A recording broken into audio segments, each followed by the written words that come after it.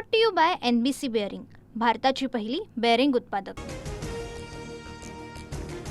शिंदे सेनेचे नेते राहुल शेवाळेंच्या पत्नीकडून वॉर्डमध्ये साडी वाटल्याचा आरोप।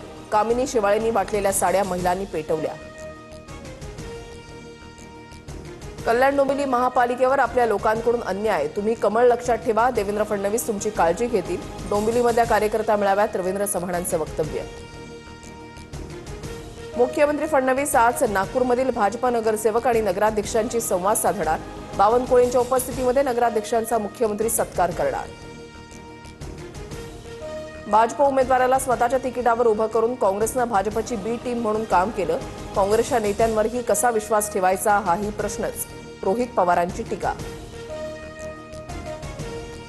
ठाकरे बंधूंच्या युतीची घोषणा उद्या होणार। वरळी NSCI डोममध्ये पत्रकार परिषद घेण्याच्या तयारीत। सूत्रांची माहिती, मातोश्रीवर आज प्रमुख नेत्यांची बैठक। पुढील 2 दिवसांमध्ये मुंबईच्या जागावाटपावर शिक्कामोर्तब होणार। तिढा असलेल्या जागांवर फडणवीस शिंदेंच्या बैठकीमध्ये चर्चा होणार। सूत्रांची माहिती, तर मुंबईमध्ये भाजप 150+ जागा लढवण्यावर ठाम।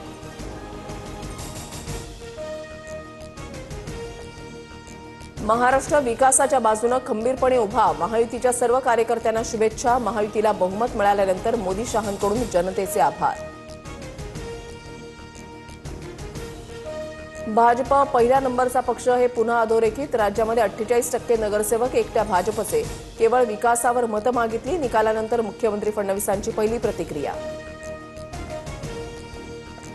मवियाच्या जागांच्या बेरजेपेक्षा शिवसेनेच्या जागा जास्त, पालिकेतही असंच यश मिळणार। स्थानिक विजयानंतर उपमुख्यमंत्री शिंदेंचा दावा। चंद्रपुरात विजय वडेट्टीवार ठरले किंग मेकर। 11 पैकी 7 नगर परिषदांवर काँग्रेसचा झेंडा, तर सुधीर मुनगंटीवार यांची स्वपक्षावर टीका। बाहेरच्यांना प्रवेश दिल्यानं पराभव झाल्याचा दावा।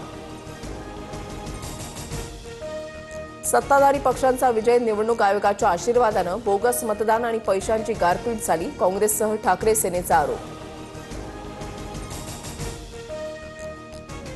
नवी मुंबई आंतरराष्ट्रीय विमानतळावरून गुरुवारी विमानाचं पहिलं उड्डाण होणार। इंधन ठेवण्यासाठी विमानतळावर सध्या 20 दशलक्ष लिटर क्षमतेच्या टाक्या तयार।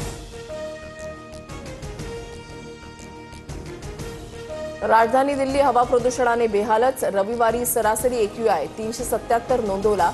दिल्लीमधील 14 भागामध्ये प्रदूषणाची पातळी 400 पेक्षा जास्त। 215 किलोमीटरच्या पुढील तिकीट दरामध्ये वाढ। मेल एक्सप्रेसचं तिकीट 10 ते 55 रुपयांनी महागणार। 26 डिसेंबरपासून दरवाढ लागू होणार। पुण्यामध्ये 8 दिवसांमध्ये हवेतील प्रदूषणामध्ये लक्षणीय वाढ। पुणे शहराचा AQI मध्यम श्रेणीमध्ये। राज्यातील अनेक शहरांमध्ये हवेच्या गुणवत्तेचा प्रश्न पुन्हा ऐरणीवर। नागपूरसहित विदर्भामध्ये थंडीचा कडाका। नागपूरचा पारा 8.2 अंशांवर, तर गोंदिया 8 अंशांवर सलग तिसऱ्या दिवशी पारा घसरला।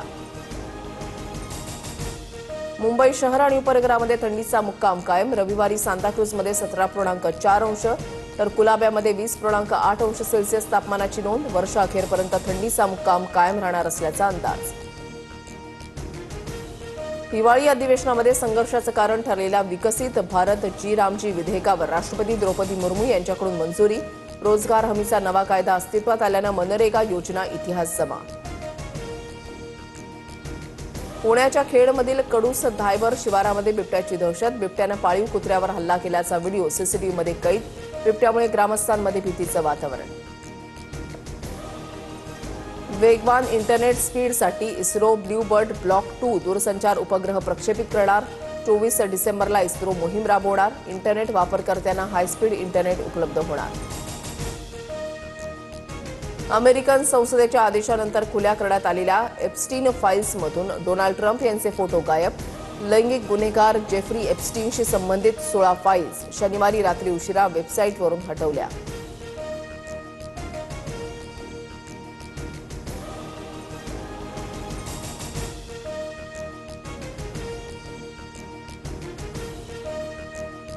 Brought to you by NBC bearing, भारताची पहिली बेअरिंग उत्पादक।